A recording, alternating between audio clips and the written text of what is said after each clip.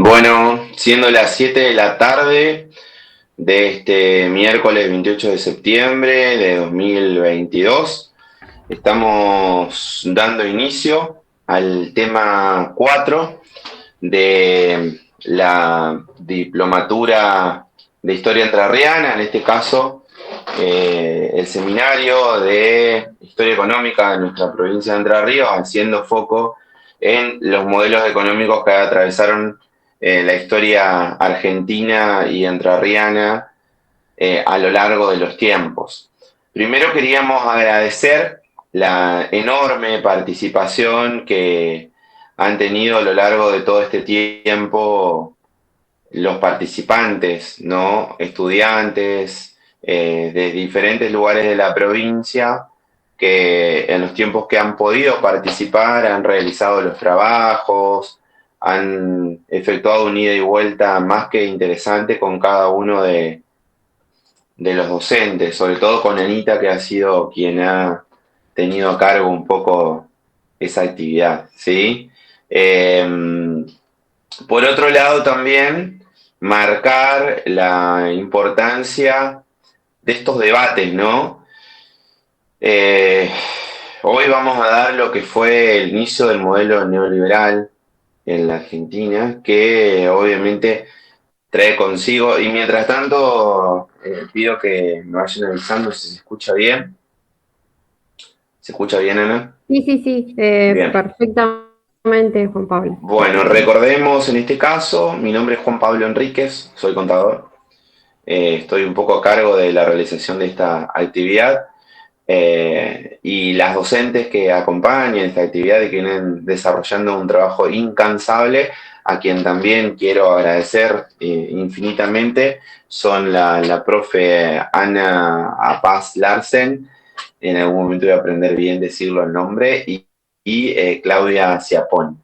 Eh, Siempre arrancamos con el esquema de Raúl Scalabrini Ortiz, ¿no? Haciendo mención, y es nuestro lema, en relación a la necesidad absoluta de plantear la terminología y el estudio de la economía desde una perspectiva popular, ¿sí? Entendible a cualquier tipo de intérprete, ¿sí? Que no requiera de estudios universitarios para poder interpretar la economía, cosa que a veces nos quieren hacer creer desde esa mirada ortodoxa que domina el pensamiento hegemónico.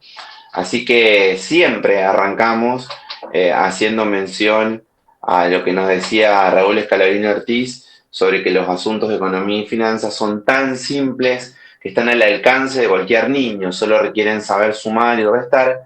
Cuando usted no entiende una cosa, pregunte hasta que la entienda. Si no la entiende, es que están tratando de robarlo. Cuando usted entienda eso, habrá aprendido a defender la patria en el orden en el orden inmaterial de los conceptos económicos y financieros. ¿Sí? Bueno, hoy vamos a dar la clase número 4, como decíamos al principio. Siempre nuestros autores tienen una reminiscencia heterodoxa del pensamiento nacional, hacemos eje en galazo. Nuestra idea es que ustedes puedan profundizar en el contenido. Primero, aquellos que no lo conocen, creo que la mayoría lo conoce porque son docentes de historia, creo en su mayoría. Eh, una consulta, ¿nosotros estamos saliendo en vivo, Ana, o esto se está grabando y se sube después, Se mientras va, respondemos? ajá, se está grabando, Juan Pablo, y luego se Ah, bien, sube. Ujú, y luego se sube. sí, sí. Perfecto. Bueno, entonces no va a haber nadie que pueda interactuar con nosotros, ¿no? Bueno, yo interactúo más. No, no, no, pero digo de los Sí, no, no, no, participantes, sí, sí, sí. obviamente. Sí, quizá a medida que va pasando el tiempo, se van conectando, ¿sí? Nosotros, viste, que dábamos la clase los martes y bueno, hoy por excepción la tuvimos que dar el miércoles. Entonces quizás Perfecto. ese cambio pudo generar algún inconveniente, pero Bien, bien, bien. seguramente se va a juntar, va a conectarse más gente. Bien. Por otro lado, tenemos la bibliografía, incorporamos a Aldo Ferrer, que es uno de los grandes economistas nacionales, de pensamiento nacional, cuya filosofía siempre era vivir con lo nuestro. Y vivir con lo nuestro implica generar un amplio mercado interno, una demanda interna. Argentina es un país rico que está mal distribuido y es uno de los grandes teóricos de los modelos estructuralistas latinoamericanos, ¿sí? Aldo Ferrer, que planteaba el crecimiento de la Argentina, pero también el desarrollo, ¿sí? Ahora vamos a hacer mención en el inicio de esta clase.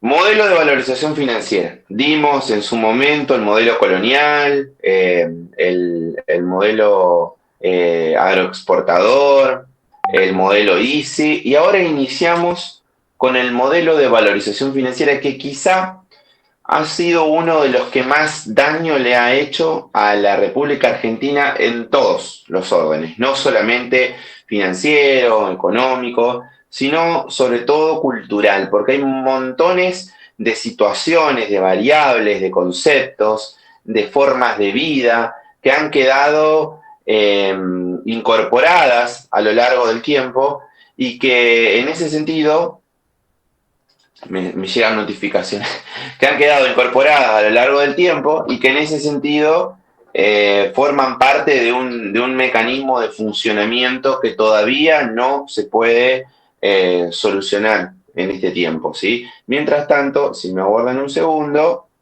voy a sacar las notificaciones de WhatsApp porque va a ser un problema durante todo el... Ahí está. Mientras vos haces eso, voy retomando un poco hasta ahora las ideas que vos vas planteando. Primero, el pensar el proceso que hemos estado abordando en este seminario, ¿sí? Los diferentes modelos. Empezamos con el modelo colonial, ¿sí? Luego pasamos al modelo agroexportador, ¿sí? Y por último, en la clase pasada hablamos del modelo ICI, ¿sí? Por ahí la clase pasada fue como la más esperanzadora. En muchos de los trabajos pude ver esa esperanza del modelo ICI, ¿no? Esto de que quizás se llegaba a una mejor equidad, de justamente lo que vos decías, de estas riquezas que tiene nuestro país, y ahora volvemos a la depresión, digo yo. Volvemos al No, modelo que nos va a pero romper un poco, nos va a dañar. lo importante de conocer este modelo, quizá hoy nos extendamos de las 8 de la noche, espero que no tanto, vamos a tratar de ser sintéticos, pero este modelo tiene un importante contenido cultural, ¿no? Viene a dar respuesta a las bonanzas del modelo ICI. Para que ustedes tengan una idea, hacia mediados de la década del 70, 73, en el tercer gobierno de Perón, en su retorno, la Argentina tenía algunas variables económicas y sociales que eran un paradigma de América Latina. Por ejemplo, el desempleo era del 3%, que a nivel internacional es considerado prácticamente empleo perfecto, ¿sí? Desempleo escaso. El nivel de participación de los salarios, y después vamos a ver una filmina al final, era superior al 50%. Creo que ese es el punto central que hay que tener en cuenta en el análisis. 50% del total de lo que se producía en la economía, del PBI, se lo apoderaban los trabajadores a través de ingresos en sus salarios, de buenos salarios que le permitían una gran capacidad de compra, ¿sí? Los niveles de endeudamiento, fíjense que antes de la dictadura, el nivel de endeudamiento de la Argentina, que quizás ha sido el punto clave de este proceso de valorización financiera, era de 8.000 millones de dólares. Escuchen bien esta cifra. Yo por ahí doy los números redondos, ¿no? Porque hablar en comas y demás no tiene ninguna razón de ser. Lo importante es conocer el proceso. 8.000 millones de dólares, ¿sí? Finalizada la dictadura, ya era de 45.000 millones de dólares. Es decir, la dictadura vino a llevarnos nuestra soberanía política, a llevarnos nuestra independencia económica y a romper todo el tejido y toda la matriz de justicia social que había en la Argentina, ¿sí? A mediados de los 70 a nivel internacional se dio la crisis del petróleo y obviamente que los países periféricos, como el caso nuestro, se vieron afectados por esa situación y comenzaron a tener injerencia las ideas neoliberales. Ahora vamos a hablar bien de qué son las ideas neoliberales, pero la primera incorporación de este modelo económico no se da en Argentina, acá en la región.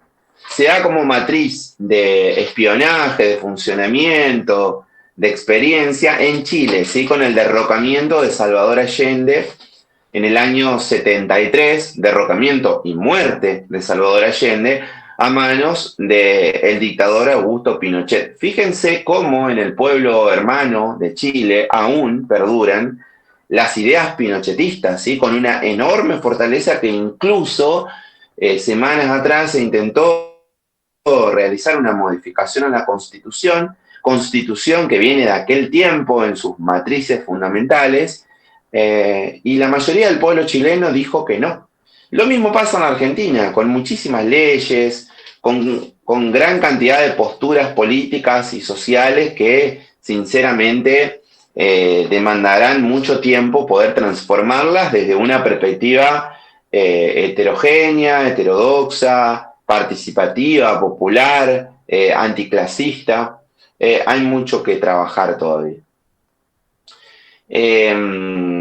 Hablando de lo que fue este mecanismo de incorporación de este modelo de valorización financiera, bueno, como todos sabrán, esa bonanza, esa pequeña bonanza de mediados de los 70 que hubo en aquel tiempo en el tercer gobierno de Perón, se fue desvaneciendo con la muerte de Perón, que fue el 1 de julio de 1974.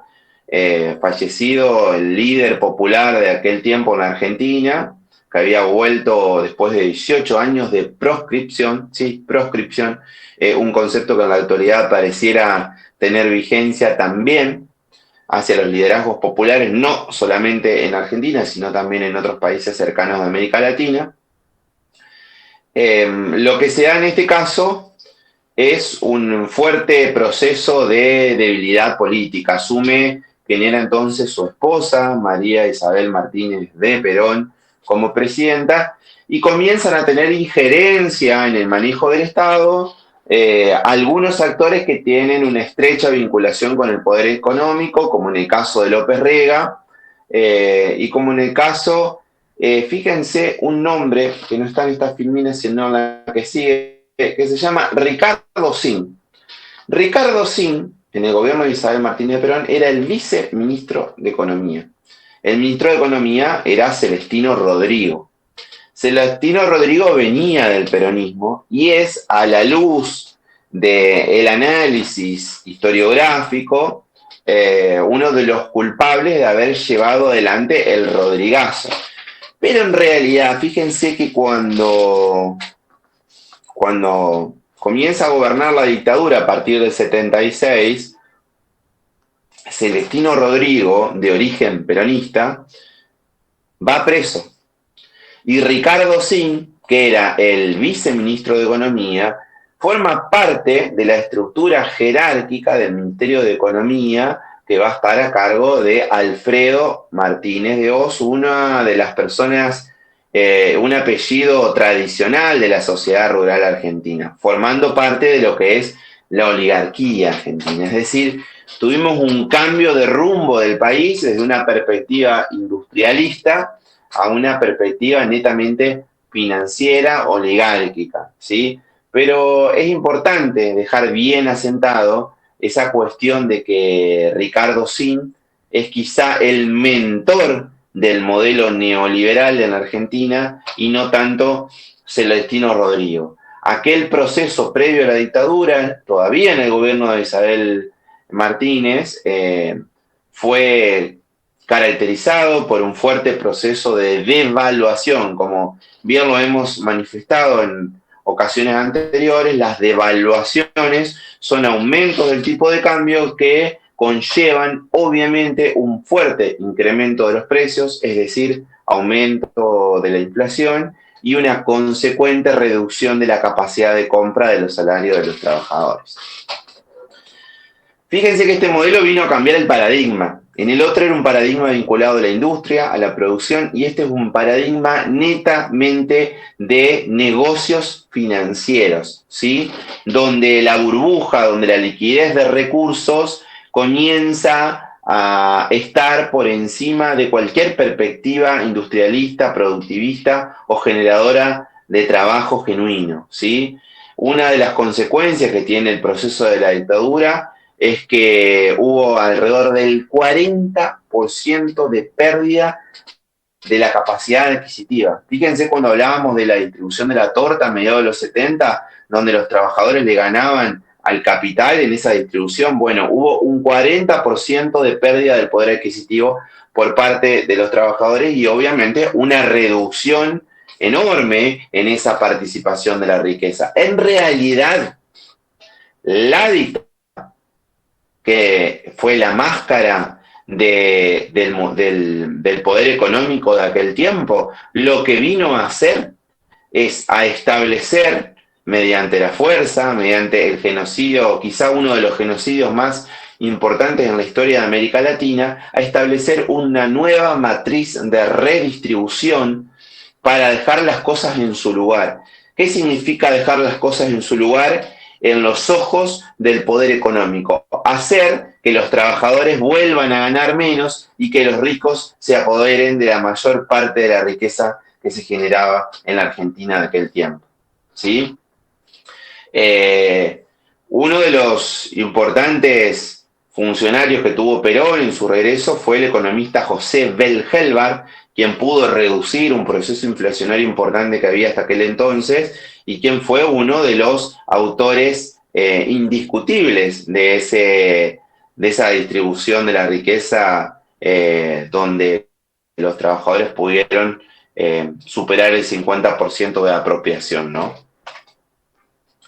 Dentro de las matrices, fíjense de lo que tuvo que ver con el modelo de valorización financiera durante la dictadura, una de las cuestiones centrales fue la destrucción de la industria nacional. La apertura irrestricta de los mercados, ¿sí? De hecho, hay una publicidad que es paradigmática de aquel tiempo. Hay dos propagandas, vamos a denominar propagandas porque formaban parte de mecanismos de difusión del Estado, ¿no? Entonces se denomina propaganda. Una tenía que ver con la famosa silla argentina, donde se sentaban las personas y la silla se rompía. En cambio, se comenzaba a incorporar una silla de industria internacional importada y la silla era mucho más fuerte. Fíjense qué triste y qué grave es la utilización de ese mecanismo para marcar que lo nacional es malo y que lo importado es bueno, ¿no? Eso tenía consigo la destrucción de la industria y por consecuencia la destrucción del trabajo en Argentina. Entonces, marca una época muy oscura, muy nefasta de aquel tiempo. Y otra era que, como bien decía la otra propaganda, había que tocar no los techos, sino los pisos. Y ellos bajaron, el Estado bajó el piso de las aspiraciones salariales, digamos, y eso también viene a generar un sentido de pertenencia vinculado específicamente con el poder económico de aquel tiempo. Como dice bien ahí la filmina, los salarios cayeron un 40%, hubo represión de toda actividad política sindical, obviamente, de más está decir el rol que cumplieron abuelas y madres de Plaza de Mayo y la desaparición de 30.000 personas. Básicamente esas 30.000 personas eran activas participantes de un modelo económico de un país que pretendía un modelo económico con inclusión, con participación, con distribución, y que obviamente tenían un nivel de formación muy superior a lo que acontece por este tiempo y un nivel de convicciones que los llevó a tal punto que entregaron la vida por un país mucho más justo. Eso es lo que vinieron a llevarse por encima para garantizar esa redistribución inequitativa de la riqueza a partir de aquel tiempo. Fíjense que instalaron, por ejemplo, la ley de entidades financieras que concentró la riqueza en muy pocas manos de entidades financieras, sobre todo de origen internacional, y que hasta el momento, por acción u omisión, estamos hablando de 40 y pico de años después, no se ha podido o no se ha querido modificar, ¿sí? Se intentó hace años atrás y el lobby de las entidades financieras fue tan impresionante que, como pasa con todos los lobbies donde el recurso manda, no se pudo llevar adelante, ¿sí? Como pasó con la reforma judicial, con la ley de medios, con un montón de modificaciones de normas que vienen de aquel tiempo y que aún no se han podido destronar. Lo que plantea por ahí Aldo Ferrer en alguna de sus intervenciones es que ese esquema de militares que no son otra cosa que el mecanismo intermediario entre el poder económico y el pueblo, no tenían una visión industrialista, sino todo lo contrario, no venían de la escuelita de Moscón y de Sabio, de aquella legendaria fabricaciones militares, sino todo lo contrario. Era una visión netamente aperturista de la industria y destructora de todo lo que tenía que ver con el mercado interno y la industria nacional. Un hecho paradigmático de aquel tiempo, ya casi finalizando la dictadura, recuerden lo que yo les dije al principio, la deuda pasó de 8.000 millones de dólares en el inicio de la dictadura a 45.000 millones de dólares pasada la dictadura. Acá hubo un dato central. De esos 45.000 millones de dólares, 23.000 millones de dólares, y espero no generar confusiones con los números, pertenecieron a lo que se denominó la estatización de la deuda privada. Sí, así como lo escuchan. Al entender de muchos heterodoxos, consideramos que aquel acontecimiento consagra quizá uno de los memorables acontecimientos más corruptos que tiene la historia del país. ¿Por qué? Porque el conjunto de la población argentina se hizo cargo del endeudamiento irresponsable en dólares de las 70 familias más ricas de la Argentina. Dentro de esas 70 familias estaba, por ejemplo, el padre de un expresidente de la Nación, que previo al inicio de la dictadura tenía solamente 7 empresas y posterior a la finalización de la dictadura tenía 50 empresas. Allí surgió lo que se denominó la patria contratista. Y es importante entender estos fenómenos, estos ciclos, para poder dar explicaciones a aquellos argumentos que intentan confundirnos en la actualidad cuando precisamente estamos tratando de analizar con cierta claridad los fenómenos que acontecen hoy en día en la Argentina. Seguimos entonces. Sí, por ahí yo te escuchaba, Juan Pablo, y pensaba en este vaivén, ¿no? Se construye de una manera, un modelo, una estructura, se tira abajo para el beneficio de unos pocos nuevamente. Entonces como que termina apareciendo como un castillo de arena, ¿no? Que viene algo más fuerte y lo derriba por completo. Pensaba nomás en esto que vos decías de las 70 familias, la deuda que debemos pagar todos, y me siento parte porque siento que todavía seguimos pagando, y Pero esto fíjense pareciera que no termina. cómo, bien por la consideración, Ana, fíjense cómo desde el sistema de pensamiento hegemónico se instala que los grandes culpables de las crisis son los sectores populares y no los ricos. Porque nunca se escuchan estos medios de comunicación o en el sistema educativo en general. Yo esto nunca lo di ni a la escuela, ni a una universidad, ni nada. Muy pocos docentes hacen mención a esto. Y de hecho, muy pocos docentes plantean que la dictadura del 76 no es solamente una cuestión vinculada al poder Militar, Videla, Macera, Agosti, Galtieri y demás. Muy pocos plantean que en realidad lo que se vino a instaurar fue un modelo económico, cultural, que a través de la violencia. ¿Por qué llevaron adelante la violencia? Porque teníamos una juventud y los sectores del trabajo absolutamente politizados. Y lo que siempre pone en riesgo el privilegio es la política. La política hace que los sectores populares se organicen y luchen por sus derechos, luchen por sus causas, luchen por tener una sociedad mucho más justa.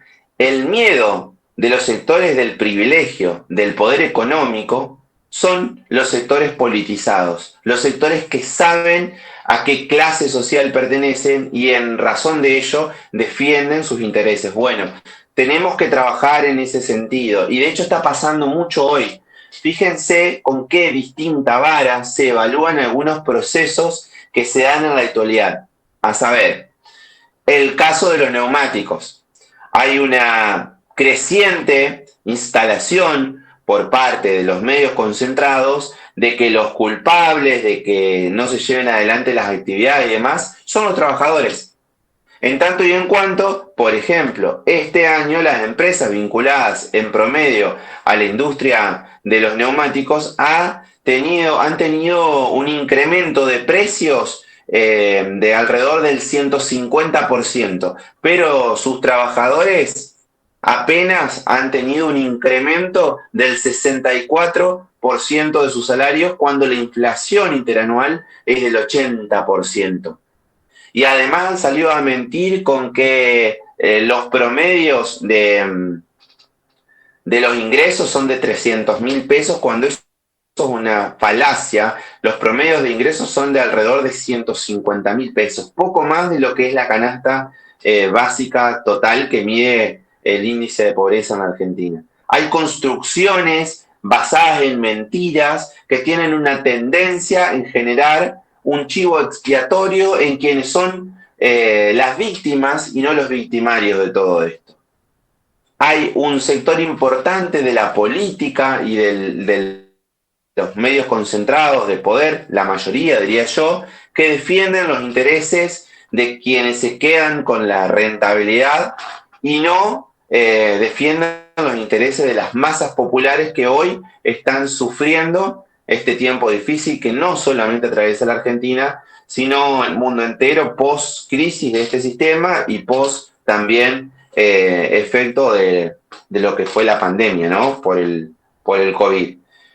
Cuestiones a tener en cuenta, lo mismo que cuando los estudiantes secundarios de Buenos Aires toman escuelas de la capital para reclamar mejores condiciones edilicias, mejores servicios vinculados a los alimentos que reciben o evitar ese fenómeno precarizante que suelen ser las pasantías estudiantiles, donde más que objetivo educativo tienen un objetivo vinculado con precarizar las actividades, precarizar a los trabajadores, tener mano de obra barata y garantizar la rentabilidad de algunos empresarios amigos. Hay que poner las cosas en su lugar, hay que dar esas batallas de discusión, y fíjense que los reclamos de los sectores no son para todos lo mismo, porque cuando vienen reclamos vinculados a los sectores que exportan el agronegocio de la Argentina, ya sea cereales, ya sea carne y demás, esos sectores de la política y de los medios de comunicación defienden ese interés, que en definitiva atenta contra la mayoría del pueblo, porque la concentración del negocio exportador en la Argentina lo único que hace, y si no existieran algo de retenciones sería mucho peor, es aumentar el precio de los productos que se exportan en el mercado interno.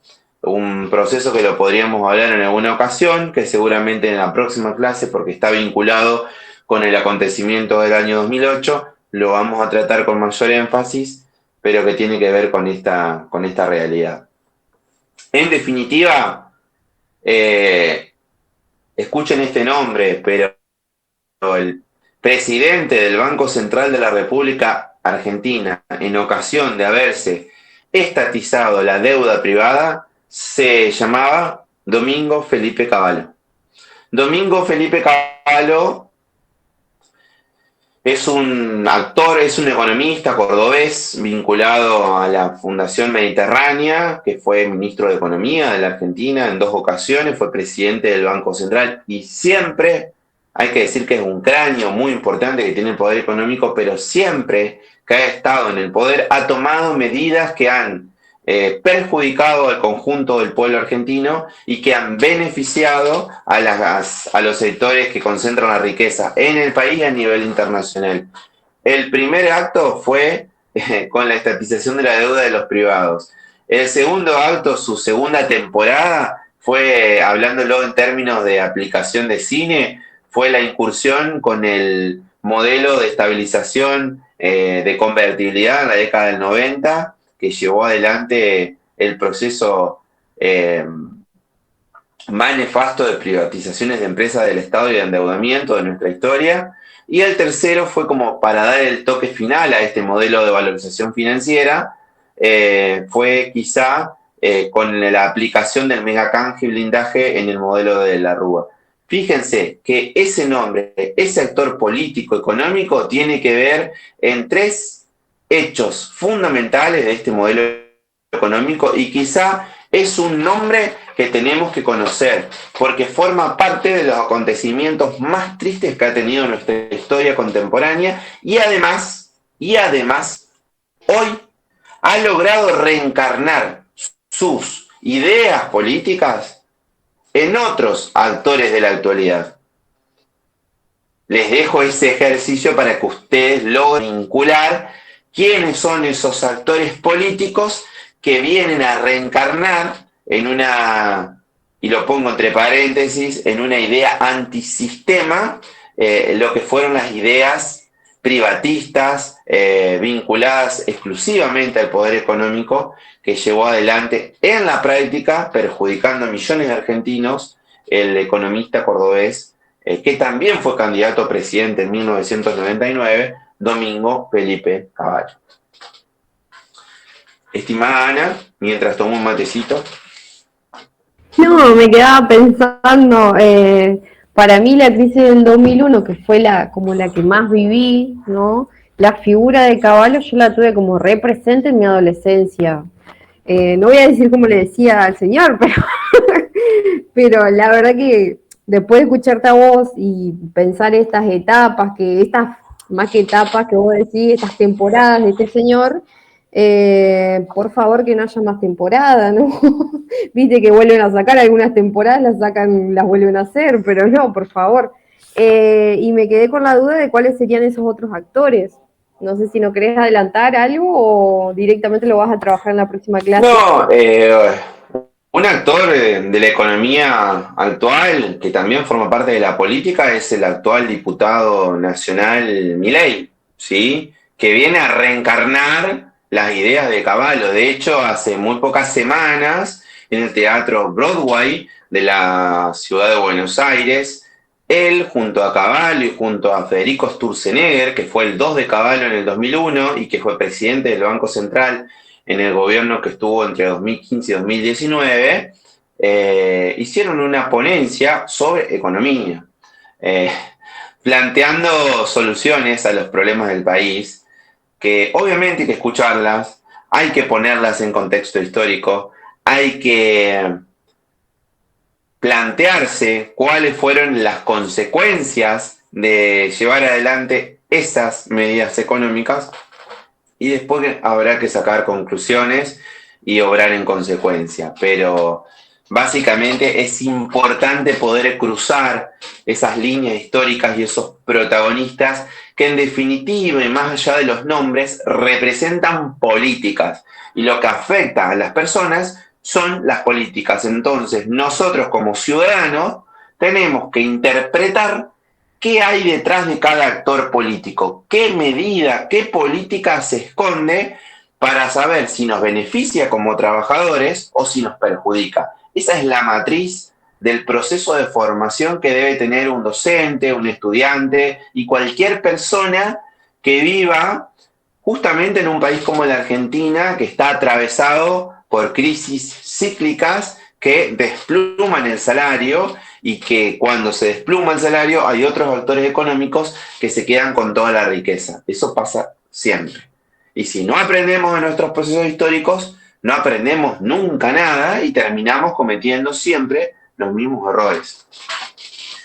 Año 83, finalizada la dictadura militar luego del desastre de la estatización de deuda y de lo que fue la realización de la guerra de Malvinas contra una de las potencias militares y económicas del mundo como Gran Bretaña, llevándose la vida de casi 1000 pibes inocentes, desguarnecidos de todo tipo de recursos en lo simbólico, en lo militar, en la formación, en la alimentación, en todo, determinó que se llamara nuevamente a un proceso de regularización democrática y allí apareció la presencia de un líder político popular, ¿sí? Un líder político popular que en nombre del radicalismo logró imponerse al peronismo, ¿no? Que había sido la fuerza mayoritaria durante mucho tiempo, que quizás llevaba candidatos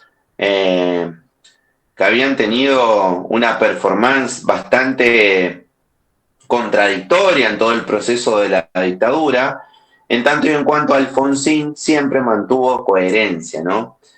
Pero ¿cuál fue la matriz que atravesó a ese primer tiempo de democracia? Justamente mañana se estrena una película que se llama Argentina 1985, vinculada al juicio de las juntas militares, ¿no? Esa película lleva consigo quizá una de las mejores acciones que se tomó en aquel tiempo. Y como lo decía un profesor que yo tuve en la facultad, a quien respeto muchísimo y de quien he aprendido muchísimo, quizá este proceso vinculado con la estatización de la deuda, con la dictadura militar y demás, también hubiera sido pertinente que el juicio a las juntas también hubiera sido un juicio a los civiles que se enriquecieron ilegítimamente en la Argentina de aquel tiempo. Quizás sería hoy una solución a estas problemáticas que estamos atravesando, ¿no? Porque marcamos que un importante empresario pasó de tener 7 empresas a tener 50 en todo el proceso de dictadura. Entonces, haber realizado el proceso a las juntas militares quizás fue importante en términos políticos, pero fue insuficiente, porque quienes llevaban adelante la matriz de funcionamiento del país eran las empresas y los sectores más importantes de la Argentina. Hola Gustavo, hola Marisa, de todas las personas que se han sumado, nos complace enormemente Natalia, que estén en línea participando de esta actividad. Aquel primer tiempo de Alfonsín, como bien decíamos, se vio atravesado por una variable que a partir de entonces ha sido el factor más determinante que ha tenido la historia económica y social de la Argentina hasta este tiempo inclusive, que es la deuda externa.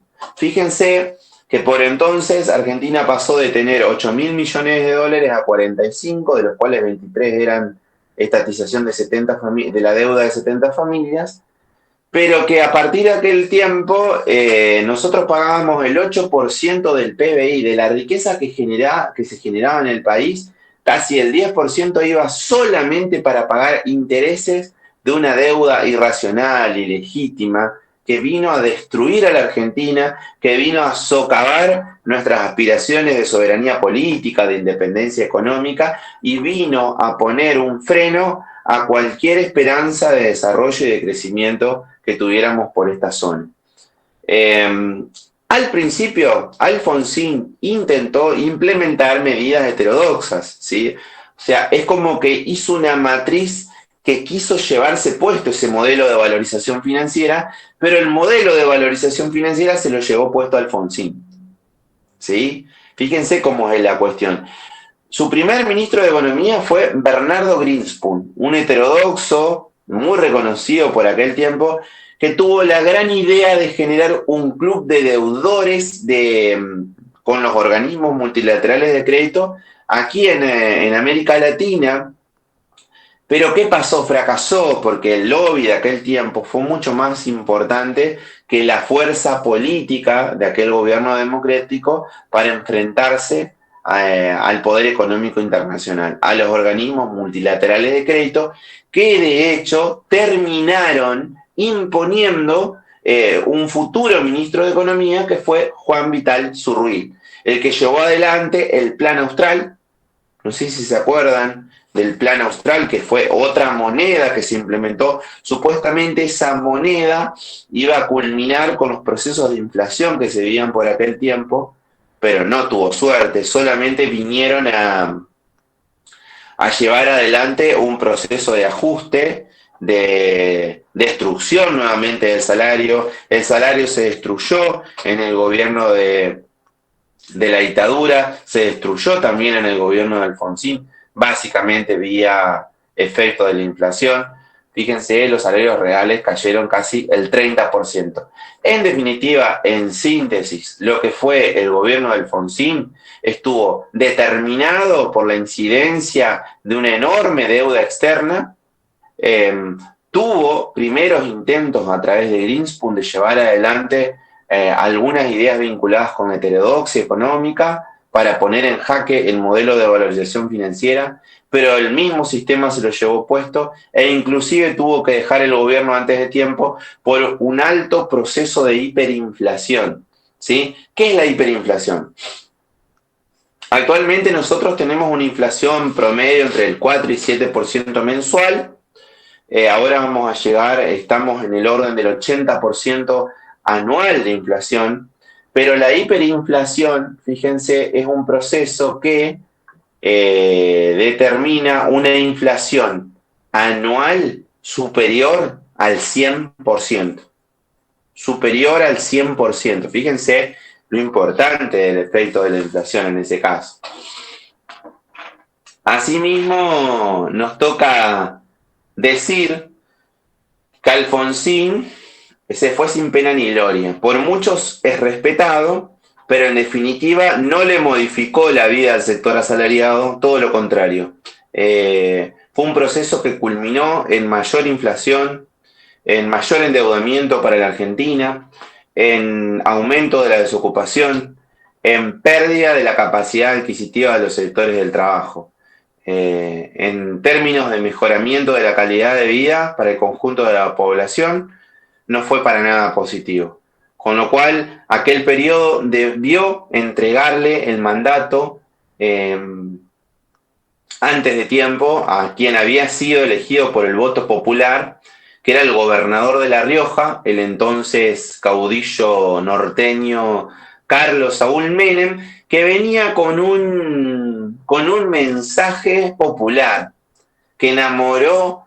Menem era un caudillo que, no sé si la palabra caudillo puede denominarse de esa forma, pero bueno, vamos a denominarlo así porque era del norte y era federal en principio, y traía un lema vinculado a dos cuestiones centrales. La revolución productiva, estamos hablando de un modelo de valorización financiera, revolución productiva y salariazo. Imagínense que los votantes que venían de un proceso inflacionario, donde se había destruido la industria, donde nos habíamos súper endeudado, donde los salarios no paraban de caer desde la dictadura a esta parte, se enamoraron de esas políticas. No está mal que la gente crea en las políticas que se prometen. Hay que ver después qué es lo que se lleva adelante y qué no, digamos. Siempre nos terminan afectando los procesos internacionales. Por aquel tiempo fue la caída del muro de Berlín. Es como que a nivel internacional terminó de consolidarse un sistema financiero capitalista por sobre cualquier intento de versión comunista de los hechos, ¿no? Donde el Estado tenga una participación más importante. Y en la Argentina se comenzó a implementar un fuerte proceso de globalización financiera. Una de las soluciones a la inflación fue la creación del modelo económico de convertibilidad, donde un peso, al menos en términos ficticios, valía $1. Eso permitió que la Argentina ingresara en un proceso de estabilidad de precios durante muchos años. De hecho, eso duró hasta 1999, hasta 2001, de hecho, que duró ese proceso de convertibilidad. Fue una ley, se logró vencer a la inflación, pero quizá hubiera sido una solución los primeros años y no sostenerlo tanto tiempo, porque terminó perjudicando obviamente la competitividad de la industria nacional, desajustando todas las cuestiones vinculadas con el mercado interno, porque obviamente se produjo una apertura irrestricta de importaciones y todo lo que ingresaba al país terminaba siendo más barato que lo que se producía en el país. Y si eso pasa, si lo que se produce en el país es más caro de lo que ingresa al país, ¿qué es lo que ocurre? Hay gran cantidad de población que se queda sin trabajo. De hecho, casi finalizando la década del 90, una de las cuestiones centrales que identificó a este proceso de 10 años de menemismo fue el aumento de la desocupación, que llegó casi al 20%. ¿Cuáles fueron los métodos de financiamiento de ese modelo de valorización financiera de la década del 90? Dos en particular. Uno que ya conocíamos, que era el endeudamiento. ¿Sí? La Argentina siguió generando un proceso de endeudamiento. Y si el país se endeuda, lo que perdemos es soberanía e independencia. Perdemos nuestra autonomía de tomar nuestras propias decisiones. ¿Sí? Eso lo tenemos que tener en claro. Si no lo aprendemos, no vamos a poder nunca más enfrentar estos procesos históricos que en definitiva tienen que ver mucho con el presente. Y otra fuente de ingresos que tuvo la Argentina de aquel tiempo fue el proceso de privatizaciones. Argentina desguazó todo lo que tenía que ver con el Estado. ¿Sí? Aquel tiempo se denominó, aquel conjunto de medidas se denominaron Consenso de Washington y, como dice acá, tenían que ver con la disciplina fiscal, un tipo de cambio competitivo, de regulación de los mercados, está repetido, tipo de cambio competitivo, liberalización de las políticas comerciales, privatizaciones. Argentina se dice, en términos de cuantitativos, que recaudó alrededor de $20.000 millones vendiendo empresas del Estado. Por ejemplo, las energéticas, YPF, uno de los pocos países del mundo que vendió su empresa petrolera fue Argentina, YPF, que hoy y hace casi 15 años atrás volvió a ser patrimonio nacional.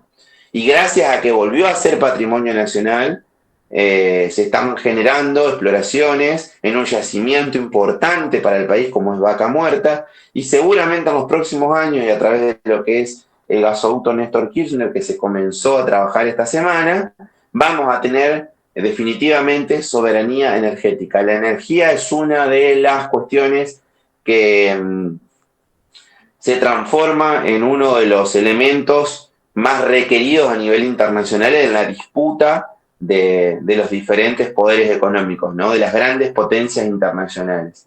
Nosotros tenemos energía, tenemos petróleo, tenemos litio, tenemos minerales, tenemos un territorio que tiene una diversidad enorme de tierras para llevar adelante cultivos y la ganadería. La Argentina es rica y, como lo decimos siempre, tiene una inequitativa distribución de la riqueza. Otra de las empresas que se privatizaron en aquel tiempo fueron las telefónicas, ¿sí? Fueron los medios de comunicación. Ahí es donde comienza a tener una fuerte incidencia el conglomerado del grupo Clarín.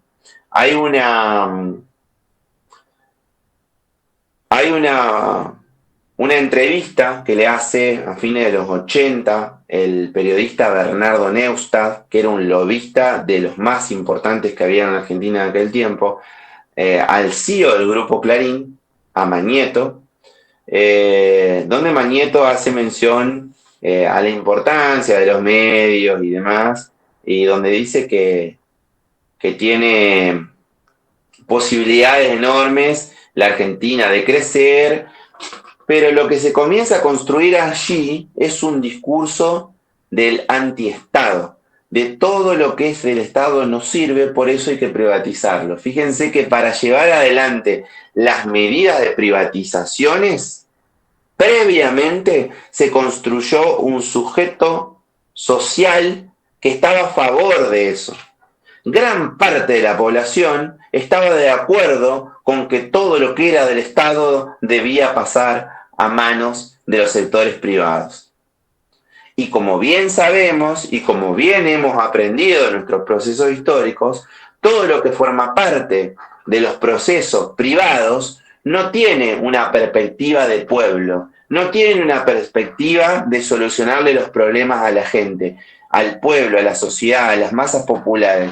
Tienen una perspectiva solamente de generar riqueza y rentabilidades para propios y para concentrar la riqueza. Entonces, aquel tiempo estuvo atravesado no solamente por medidas prácticas, sino por la construcción de un sujeto cultural anti-Estado. YPF es mixta, como bien dice Martínez, pero obviamente cabe aclarar que las decisiones las toma el Estado y que la mayor participación en su distribución de acciones la tiene el Estado. De hecho, en la próxima clase vamos a hablar de lo que es el Fondo de Garantía de Sustentabilidad, que es ahí donde yacen las participaciones en los componentes accionarios. Bueno, vos sabés que yo me quedé pensando esto del sujeto social que vos decías, Juan Pablo, y no sé, me vino a la mente, quizás muchos ya lo recuerdan, las propagandas que había en esa época, ¿no? Entonces por ahí pensaba, esa propaganda que de alguna manera mostraba como que lo que hacía el Estado, la industria nacional, era lo peor, lo soso, lo aburrido, lo de 5 colores. No sé, tengo ese recuerdo de la propaganda de la silla, ¿sí? Que mostraban que la silla nacional era como la más fea, la más incómoda, que te hacía doler el hecho de estar sentado, mientras que lo que venía de afuera era más lindo, tenía diseño, era más cómodo. Entonces, por ahí pensando esto, la importancia de los medios de comunicación en la creación de este sujeto, ¿no? Este sujeto que después apoya las privatizaciones y también este sujeto que cuando es desempleado de alguna manera festejaba las indemnizaciones hasta que se le acaba la plata, por supuesto, ¿no? Que ahí es cuando empieza a cambiar esto de cómo puede ser y ahora qué hago, ¿sí? Por ahí pensaba ese ejemplo. Sí, cabe destacar que en esa década del 90 hubo sectores medios que comenzaron a tener, en términos de dólares, importante incorporación de recursos, y por algo Menem fue reelecto también, ¿no? No solamente por esa construcción de sujeto antiestado, sino también porque los primeros años se vieron los beneficios de esa bonanza que provenía de un proceso de endeudamiento y de un proceso de privatizaciones. Pero fíjense que ese proceso de privatizaciones donde ingresaron recursos terminó generando algo muy importante después, que fue la desocupación. Seguramente varios de quienes están presentes aquí o de quienes van a mirar después la temática que hemos abordado en el día de hoy, tendrán parientes, hermanos, tíos, abuelos, abuelas, que en aquel tiempo quedaron desempleados de algún lugar específico donde trabajaban en el Estado. Por ejemplo, algo paradigmático de aquel tiempo fueron los ferrocarriles, aerolíneas, el correo, las telefónicas, todo se privatizó. Fue un desguace absoluto. Y hubo un desguace central donde también tuvo intervención, ¿saben quién? Domingo Felipe Cavallo, que fue los aportes. Los aportes de los trabajadores se transformaron, lo que hoy es el ANSES, en las AFJP, Administración de Fondos de Jubilaciones Privadas, que quizá también, a mi criterio, y conjuntamente con el proceso de estatización de deuda privada, fue uno de los hechos más abochornables de nuestra historia, donde no contó con gran resistencia de los sectores del trabajo. Durante 10 años en la Argentina, todos aquellos que trabajaban le descontaban en concepto de administración de las empresas AFJP que casualmente correspondían a sectores vinculados con el poder económico y con los medios de comunicación. No es casualidad que quien haya tenido como ministro de Economía, y lo vamos a ver en la última temática, la idea de estatizar nuevamente esos fondos de jubilaciones, haya sido hostigado en los últimos años todo el tiempo por ese poder económico. Todos los economistas que han servido al poder económico nunca pasaron por los estrados judiciales. Hubo un economista que se enfrentó a ese poder económico siendo ministro de Economía, llevó adelante la idea y luego se concretó en la práctica por una decisión política de quien conducía los destinos del país, la estatización de la deuda de los privados, la estatización de los fondos jubilatorios. Y eso trajo sus consecuencias porque se rompió con un tremendo negociado que se venía haciendo con los fondos de los trabajadores, ¿sí? Bueno, a eso lo hemos logrado sucumbir. Esperemos eso perdure en el tiempo, porque estamos a 5 minutos de que vuelva a pasar. Si no logramos analizar y profundizar esas temáticas que tanto nos afectaron, permanentemente estamos al borde del precipicio. Tenemos una preocupante naturalización del desconocimiento de nuestros procesos históricos y de las situaciones que nos terminaron afectando como pueblo. Entonces, estamos todo el tiempo en tiempo de descuento de volver a ser afectados por esas mismas políticas que tanto destruyeron no solamente a nuestras familias, sino a generaciones enteras. Ese modelo de valorización financiera tuvo su anclaje final en el 2001. Pero antes de llegar al 2001, cabe mencionar que hacia finales de la década del 90 hubo un acto electoral donde el candidato oficialista Eduardo Duhalde proponía llevar adelante una devaluación porque el sistema estaba agotado. Y tenía razón. Hay que ver cuáles eran los efectos de la devaluación también, porque toda devaluación implica destrucción de los salarios y aumento de la pobreza, de la inflación y demás. Lo que sí, el sistema estaba agotado. Y eso se notó con el desarrollo de lo que fueron los 2 años del gobierno de la Rúa. Fíjense que de la Rúa ganó una de las matrices fundamentales de su campaña, fue la de sostener el 1 a 1. Ustedes escuchan y ven las publicidades de aquel tiempo, y él decía que no iban a tocar el 1 a 1, que se había incorporado en gran parte de la ciudadanía como una situación positiva. Fíjense cómo son los procesos culturales que nos inculcan ciertas cuestiones de funcionamiento del sistema que no necesariamente están bien. De hecho, tuvo su retorno a la gestión de la Rúa el economista Domingo Felipe Cavallo, y en aquel tiempo se lo recibía, porque Argentina se desplomaba de a 1000 pedazos, se lo recibía como el salvador del país, se lo recibía como Maradona cuando venía a jugar para la selección o a Messi en la actualidad. Así se lo recibió a Cavallo luego de que había estado como ministro de Economía el actual diputado nacional por Cambiemos en la Ciudad Autónoma de Buenos Aires, Ricardo López Murphy, que entre otras cosas bonitas que intentó implementar en sus apenas 2 semanas de gestión fue la de privatizar las universidades públicas.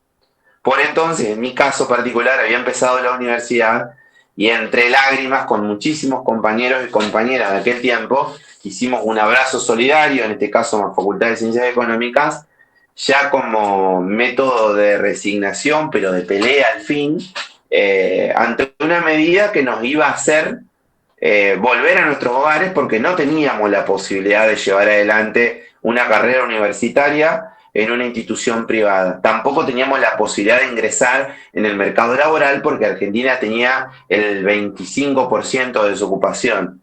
Era un país sin sueños, sin esperanzas, destruido absolutamente. Caballo lo que vino a hacer fue a ponerle el moño al cierre de ese modelo de valorización financiera. Y previamente a hacer el corralito, esos negociados que fueron el megacanje del blindaje vinculados a la deuda, todos aquellos que forman parte del poder económico y que manejan información económica y financiera privilegiada, 6 meses antes de llevar adelante ese corralito que se llevó los ahorros de la mayoría de las personas de clase media y de sectores populares que habían tenido la oportunidad de ahorrar durante muchos años, retiraron sus recursos del sistema financiero. Y el país se quedó sin reservas y el país estalló en 1000 pedazos. Pero los ricos se salvaron y los que habían trabajado durante mucho tiempo y no manejaban información financiera privilegiada quedaron estancados durante décadas y cobrando con muchísimo esfuerzo lo que habían ahorrado en moneda extranjera. Y la verdad que fue muy triste por aquel tiempo. Vamos a pasar un poco a lo que fue en este proceso del 76 al 2001 y ya como para entrar en la etapa final, el modelo en la provincia de Entre Ríos. Tuvimos gobiernos militares, el gobierno de Montiel y de Busti durante el gobierno radical de Alfonsín, tuvimos el gobierno de Moyne y de Busti durante el gobierno de Menem, y tuvimos el gobierno de Montiel durante el gobierno de Larrúa. En la primera parte del gobierno de Montiel se llevaron adelante algunas medidas de toque heterodoxo. Montiel era un caudillo del radicalismo que tenía una visión de una fuerte presencia del Estado. En su primera incursión, por ejemplo, creó una empresa del Estado que hoy es emblemática, que es el Instituto Autárquico Provincial del Seguro, ¿sí? Una de las empresas que tiene mayor facturación en la provincia de Entre Ríos y que fue creada en aquel tiempo. Busti reordenó las cuentas públicas e instaló un mecanismo de funcionamiento de pagar en términos a los empleados públicos. Si alguien recuerda lo que fue la era de Busti, siempre va a ver con muy buen tino esta situación de recordarlo como aquel que pagaba los sueldos en términos, porque veníamos de épocas de muchas desavenencias en términos administrativos para la provincia. Fíjense que nuestras provincias están atravesadas plenamente por los modelos económicos y ya vamos a ver el caso del gobierno de Moyne, donde se privatizaron algunas empresas, pero sobre todo, por ejemplo, el banco. Fíjense que Entre Ríos es una de las pocas provincias que tiene su banco provincial, valga la redundancia, en manos de empresas privadas. Por ejemplo, hay muchas provincias de la Argentina que tienen a su cargo el banco de la provincia. Y será una cuestión de agenda para el próximo tiempo seguramente. Y una de las cuestiones centrales del gobierno de Moyne en aquel tiempo fue una ley provincial que dejó cesante a miles de trabajadores del Estado, ¿no? Que provocó una gran contradicción para un gobierno peronista dejar trabajadores en la calle y que fue en aquel tiempo criticada por los sectores sindicales que eran renuentes a todo este tipo de implementaciones vinculadas a una matriz que tenía que ver con una línea de pensamiento económico nacional, digamos. Esa matriz privatista de despedir trabajadores del Estado. Y acá un dato como para marcar el cierre de lo que fue este modelo, fíjense donde iban intercambiando los dos grandes caudillos que tuvo aquel tiempo de la historia entrerriana en términos de gobiernos, que fueron tanto Sergio Montiel por el radicalismo como Jorge Busti por el peronismo. Uno fue 2 veces gobernador y el otro fue 3 veces gobernador. De hecho, tuvo que ver con la etapa posterior que vamos a ver en la clase del 11 de octubre. Pero también recordar una cuestión, las matrices económicas de las provincias se reducen netamente a lo administrativo. No se planifican modelos económicos en los funcionamientos de las provincias. Lo único que se logra generar son administración de recursos para que todos los presupuestos provinciales encajen en esos recursos, ¿sí? De hecho, son funcionamientos más que vinculados a un gobierno, a una administración. Y esto es un concepto que es muy neoliberal, pero en la práctica ha terminado siendo así. Quizá habrá que repensar esa matriz. Fíjense que acá la mayoría de los habitantes de la provincia no saben los nombres de quienes han sido nuestros ministros de Economía a lo largo del tiempo. Sí a nivel nacional, pero no a nivel provincial. Y eso no es menor, porque los ministros de Economía han estado reducidos a esa función netamente administrativa. Quizá debemos repensar eso, porque las provincias también cuentan con una autonomía donde se puedan planificar ciertas acciones que nos permitan no solamente ordenar los recursos y los egresos, sino también pensar qué modelo de provincia podemos llevar adelante.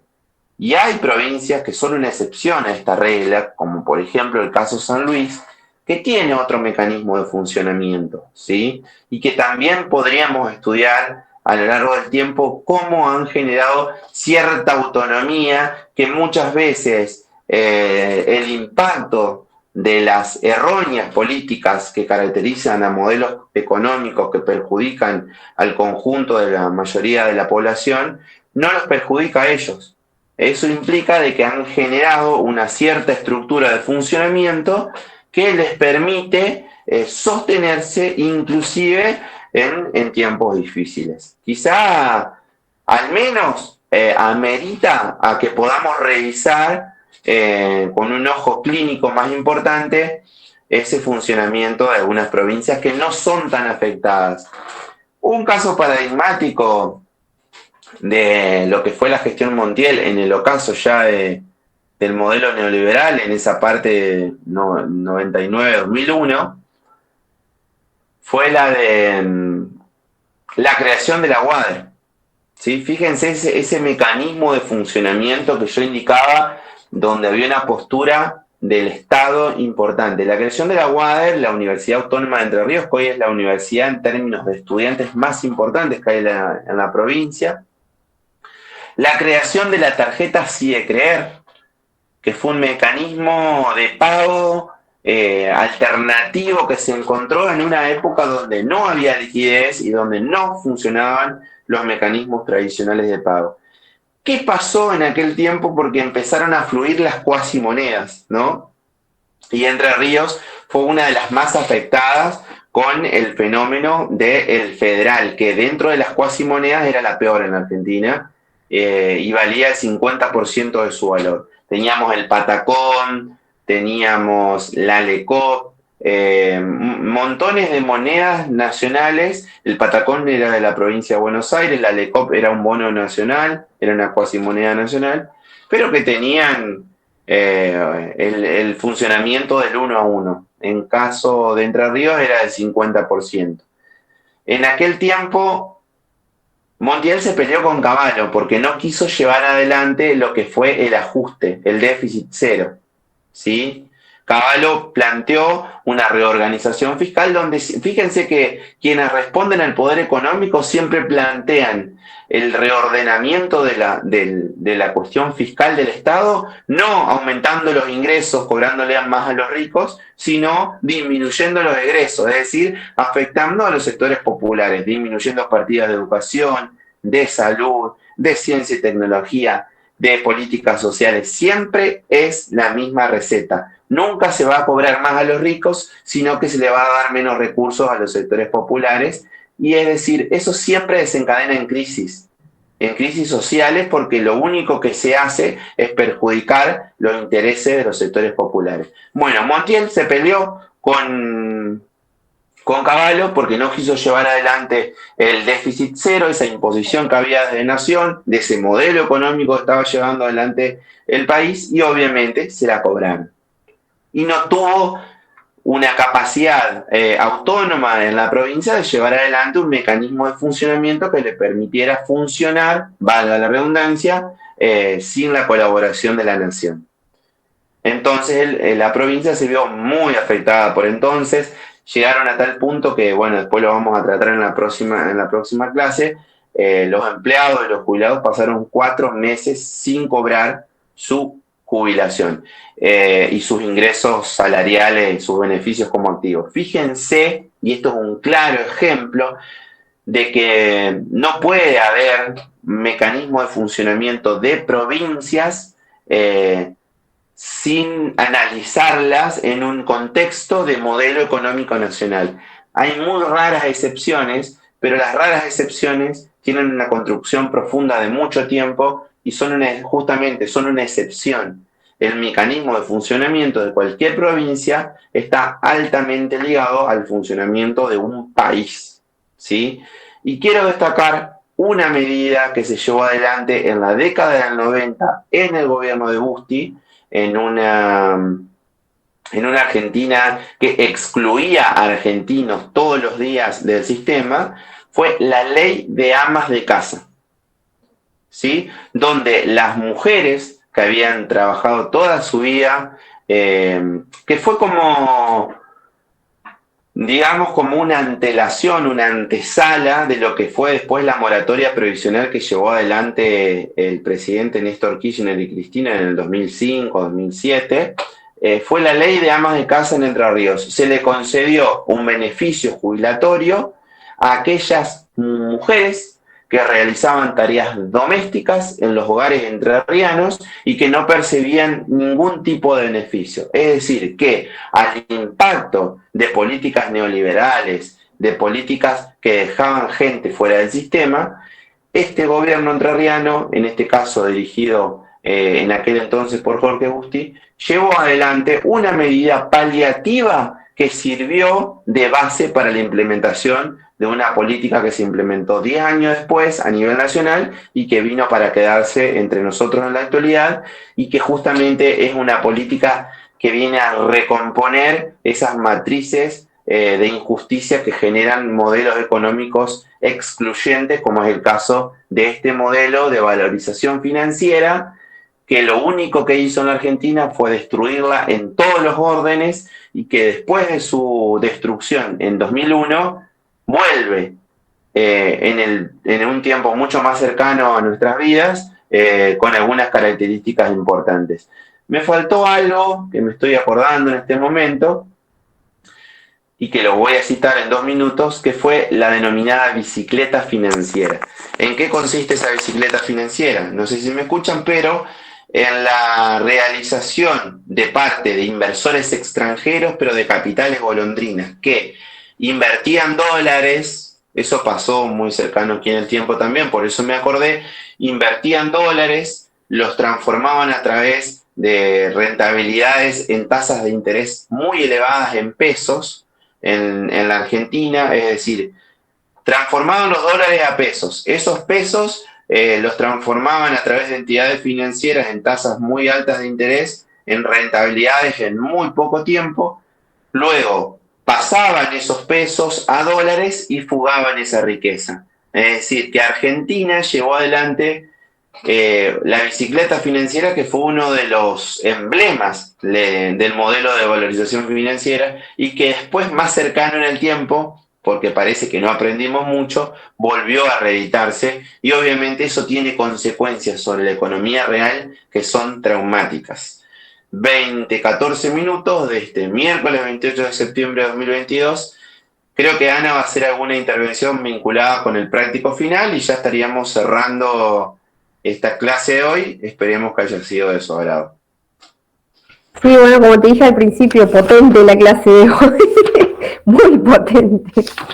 Bueno, sí, yo en realidad lo que quería es más o menos darles un lineamiento general para que vayan pensando el último trabajo, el trabajo final, ¿sí? O sea, el trabajo que le vamos a dar la clase que viene, ¿sí? Que le vamos a dar la consigna a la clase que viene, que tiene que ver justamente con un planteo, una propuesta de parte de ustedes, ¿sí? Que esté enfocada en problemáticas actuales, ¿sí?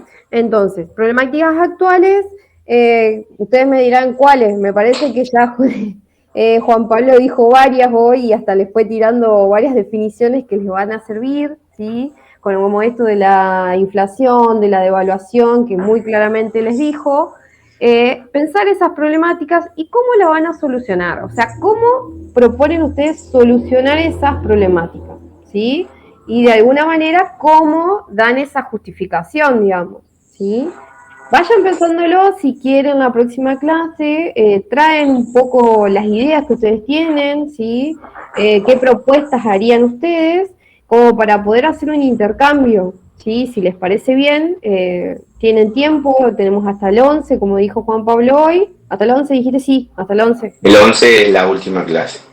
Bueno, el 11 podrían traer estas propuestas para intercambiar, ¿sí? Y después van a tener, yo les voy a dar el cronograma de fechas de entregas, también la próxima clase se los voy a dar, para que ustedes vayan pensando justamente esas entregas, ¿sí? Igual no se preocupen, tienen tiempo, por eso yo les voy avisando, ¿sí? Cuál es este lineamiento general del trabajo final.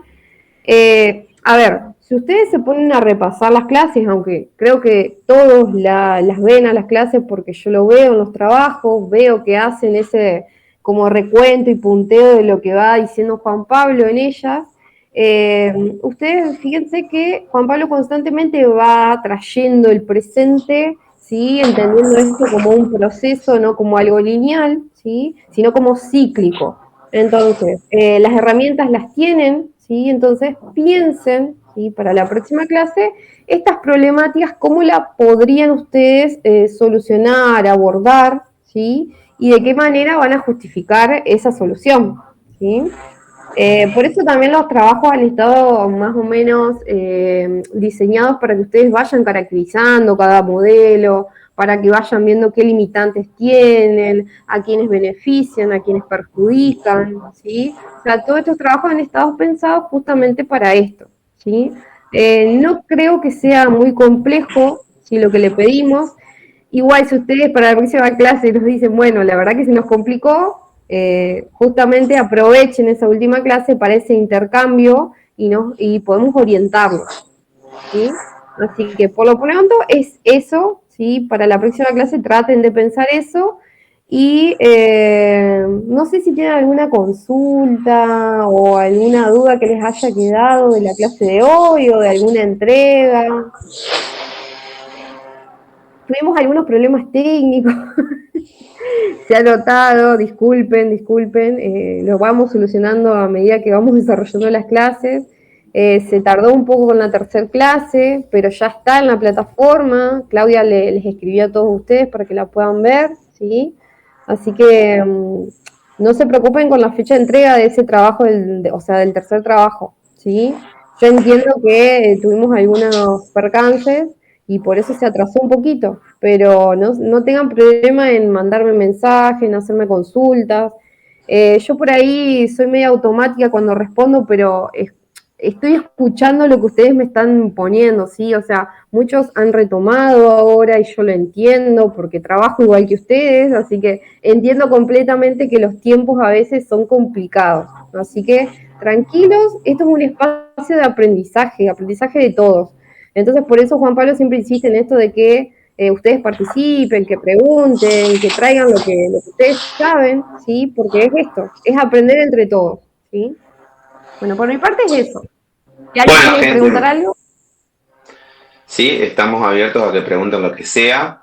De nuestra parte, siempre agradecerles por participar en esta clase, mirándolos de la casa a la hora que pueden. Sabemos lo complicado que está el mundo en este tiempo y lo difícil que es hacerse un lugarcito para poder interiorizarse en estas temáticas que son centrales para entender justamente cómo funciona ese mundo y cómo funciona en nuestro país. Así que esperemos desde este humilde lugar generar esos aportes necesarios para construir esa caja de herramientas que nos permita, gracias Marisa, que nos permita conocer e interpretar mejor lo que pasa en la realidad, que esto no solamente sirva para conocer la historia, sino para interpretar mejor el presente. Ese es por ahí un poco nuestro desafío y por eso siempre cruzamos procesos históricos con actualidades, porque los actores son los mismos, las discusiones, las diatribas que se van generando son las mismas.